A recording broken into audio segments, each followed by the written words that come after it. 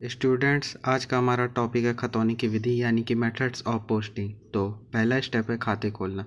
रोजनामचे की प्रविष्टियों में जो भी खाते ऋणी अथवा धनी होते हैं, खाता बही में उनको अलग अलग खोला जाता है। एक खाता केवल एक ही बार खोला जाता है।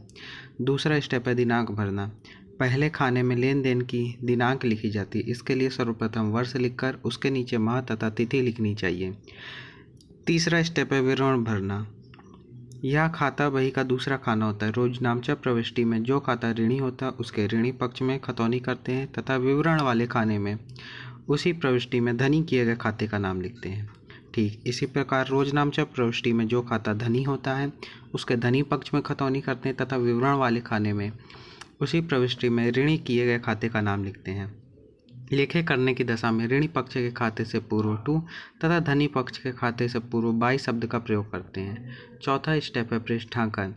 जर्नल की पृष्ठ संख्या खाता बही के जर्नल फोलियो वाले खाने में लिखी जाती है तथा खाता बही की पृष्ठ संख्या जिस पर वह खाता खुला हुआ है जर्नल के लेजर फोलियो वाले खाने में लिखना पृष्ठांकन कहलाता। इससे लेखे छूट जाने की संभावना नहीं रहती और आवश्यकता पड़ने पर दोनों का मिलान किया जा सकता है। पांचवा स्टेप है धनराशि। धनराशि वाले खाने में वह धनराशि लिख दी जाती है जो रोजनामचे के उस खाते के सामने धनराशि वाले खाने में लिखी होती है। संक्षेप में खतौनी करते समय ऋणी खाते के ऋणी पक्ष में धनी खाते का नाम लिखते हैं तथा धनी खाते के धनी पक्ष में ऋणी खाते का नाम लिखते हैं।